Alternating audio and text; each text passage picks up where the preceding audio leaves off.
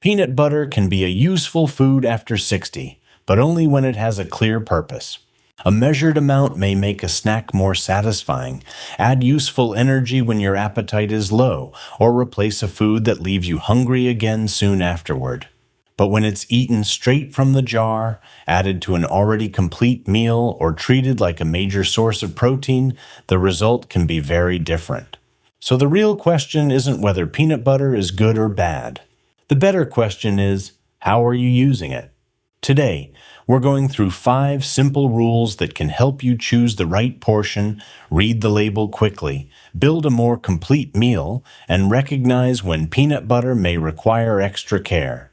Let's begin with a rule that can make the biggest difference. Rule number 1. Use peanut butter to replace something, not automatically to add something. Imagine that you normally eat 2 or 3 cookies in the afternoon. They taste good, but an hour later, you're already looking for something else to eat. Now imagine replacing those cookies with an apple and 1 measured tablespoon of peanut butter. The apple provides water, carbohydrate, and fiber. The peanut butter adds fat and some protein. Together, they may create a snack that feels more complete and keeps you satisfied longer. The important word is replace. You didn't simply add peanut butter because someone called it healthy. You gave it a specific job. Now consider a different breakfast. You already have oatmeal, milk, a banana, and a handful of nuts. Then you add 2 large spoonfuls of peanut butter because you heard that people over 60 should eat it every day. Nothing was removed. The meal may still contain nutritious foods, but it's also become much more energy dense. That extra energy may be useful for someone who's struggling to eat enough or trying to regain lost weight. But it may not help someone who's working on weight control or trying to reduce mindless snacking. The peanut butter is the same in both situations. What changed was its role. Before adding it to a meal, ask yourself one simple question. What is this replacing? Maybe it's replacing cookies, a sugary spread, or a snack that doesn't keep you satisfied. Perhaps it's replacing another calorie-dense topping in your oatmeal. Or maybe you're adding it on purpose because your appetite is low and you need more energy in a small amount of food. Those are all clear reasons. But if peanut butter is being added to breakfast, smoothies, snacks, and desserts without replacing anything, the total can rise quickly. This matters because nutritional needs after 60 aren't the same for everyone. Some people are less active than they used to be and need less energy. Others are losing weight, eating very little, or recovering from an illness and may need more.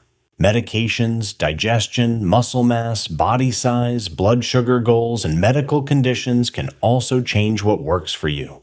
That's why there's no rule saying every older adult should eat peanut butter every day. It's an option, not a requirement. Try finishing this sentence before you open the jar. I'm using peanut butter instead of... If you can complete that sentence, you're making a deliberate choice. If you can't, take a moment to decide whether the meal truly needs it. Rule number 2. Measure the amount before you eat it. Peanut butter is concentrated. A small amount contains a lot of energy because it's rich in fat. That isn't a reason to fear it. It's simply why portions matter. Many peanut butter labels list 2 tablespoons as 1 serving. Depending on the product, that amount often contains roughly 190 to 200 calories and around 7 grams of protein. The exact numbers can vary, so check the jar you're actually using. The common problem is that a kitchen spoon isn't always the same as a level measuring tablespoon. A spoon with a rounded mound of peanut butter may hold much more than you realize. 2 casual scoops can easily become larger than the portion shown on the label. The difference may not look dramatic, but when it happens several times each week, it can add up. You don't need to count every calorie or weigh every bite for the rest of your life. You simply need to learn what your normal portion looks like. The next time you use peanut butter, take the spoon you usually reach for and serve your normal amount into a small bowl. Then measure 1 level tablespoon and compare the 2. You may find that your usual scoop is close to 1 tablespoon, or you may discover that it's much larger. Once you know, you can choose the amount that fits your purpose. 1 tablespoon may be enough for a light snack when it's paired with fruit or toast. Someone who needs more energy may use a larger portion. The label gives you a reference point. It doesn't give every person the same prescription. The most helpful habit is to serve the amount before you start eating. Put it on the plate, stir it into the oatmeal, or add it to a small bowl. Try not to stand beside the counter with an open jar. A few small tastes can become a large portion without feeling like a full snack. Measuring is also useful when peanut butter goes into a smoothie. A smoothie may begin with fruit and milk. Then yogurt, oats, seeds, honey, and peanut butter are added one after another. Each ingredient may sound healthy on its own, but the finished drink can become a very large meal. That may be helpful for someone with a low appetite who has difficulty eating enough food. But if your goal is to control your total intake, it's worth knowing exactly what went into the glass. The same principle applies to sauces and oatmeal. Measure first instead of adding more until the texture looks right. This isn't about restriction, it's about making the portion visible. When you can see the amount, you can decide whether it fits the job you want peanut butter to do. Rule number 3, let peanut butter support the meal, not become the entire meal. Peanut butter provides fat, some protein, and a small amount of fiber. These can help make a snack or meal feel more satisfying. But peanut butter doesn't provide everything your body needs. Consider breakfast. A bowl of oatmeal may leave some people hungry again fairly quickly. Adding a measured amount of peanut butter can improve the flavor and make the meal feel more substantial. But if the meal is still low in protein, peanut butter may not be enough by itself. You may need another protein source that fits your preferences and health needs, such as milk, Greek yogurt, eggs, cottage cheese, a fortified soy food, or another option recommended for you. Peanut butter can help the meal without carrying the whole meal. The same is true for snacks. Fruit with a measured amount of peanut butter can be a practical combination. The fruit brings water, carbohydrate, and fiber, while the peanut butter adds fat and some protein. But there's a big difference between an apple with a thin spread of peanut butter and several tablespoons of peanut butter with a few apple slices used mainly as a scoop. The ingredients may be the same, but the balance isn't. This becomes especially important when the goal is maintaining strength and muscle. Muscle loss becomes more common with age and may affect balance, walking, recovery, and independence. Eating enough protein across the day matters. Strength-building activity also plays an important role when it's appropriate and safe for you. Peanut butter contains protein, but it shouldn't be presented as a complete muscle-building food. A typical 2 tablespoon serving provides about 7 grams of protein. That contributes to your daily total, but it's usually not enough to serve as the main protein source in a full meal. Think of peanut butter as a supporting player. Toast with peanut butter can be a convenient snack. But if it's your entire breakfast and you're trying to increase protein, the meal may need something more. The same idea applies after physical activity. After a walk, balance class, or light strength session, peanut butter may be included in a snack. But your recovery needs depend on your activity, body size, total diet, and medical conditions. Peanut butter alone shouldn't be treated as a complete recovery plan. A food can contain protein without being a high-protein meal. A food can contain useful nutrients without creating a dramatic change in your body. And a nutritious food doesn't have to be eaten every day. These differences are easy to miss when health advice online focuses on one ingredient at a time. Your body doesn't eat one ingredient at a time. It responds to the whole meal and the overall pattern of your diet. If you've been eating less, feeling weaker, or losing weight without trying, don't assume that adding peanut butter will solve the entire problem. Peanut butter may help increase energy intake, but unexplained weight loss or growing weakness deserves professional attention because it can have many causes. The simplest approach is to give each snack or meal one clear purpose. You might add a measured amount of peanut butter to oatmeal because breakfast doesn't keep you satisfied. You might pair it with fruit because you want a more complete afternoon snack. You might spread a thin layer on whole grain toast and eat it with a stronger protein source because you want a more balanced breakfast. The meal doesn't have to be complicated, it only needs to make sense as a whole. Rule number 4. Read the label in 20 seconds. Don't choose a jar based only on the large words printed on the front. Turn it around and begin with the ingredient list. Some peanut butters contain only peanuts. Others contain peanuts and salt. Some also include sweeteners, added oils, or flavoring ingredients. A short ingredient list can make the product easier to understand, but a longer list doesn't automatically mean the food is unsafe. The goal is to know what you're buying. Next, check the added sugar. A small amount of added sugar may fit into someone's diet, but it's helpful to know it's there, especially if the peanut butter will be eaten with jelly, honey, sweet bread, or a sweetened drink. Then look at sodium. The sodium level can differ widely from one product to another.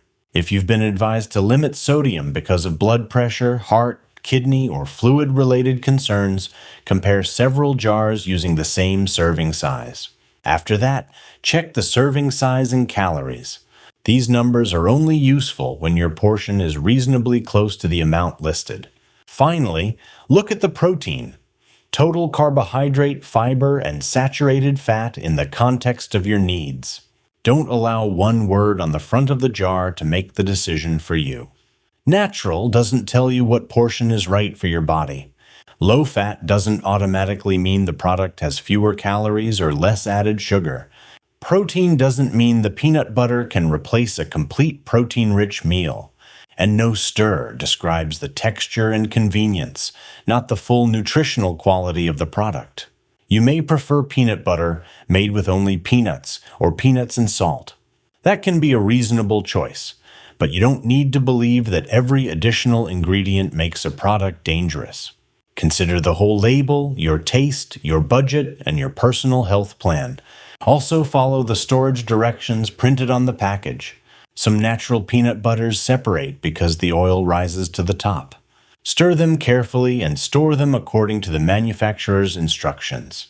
And if you hear about a peanut butter recall, check a current official recall notice. Recalls usually involve specific products, dates, and lot numbers. An old list of supposedly safe or unsafe brands may no longer be accurate.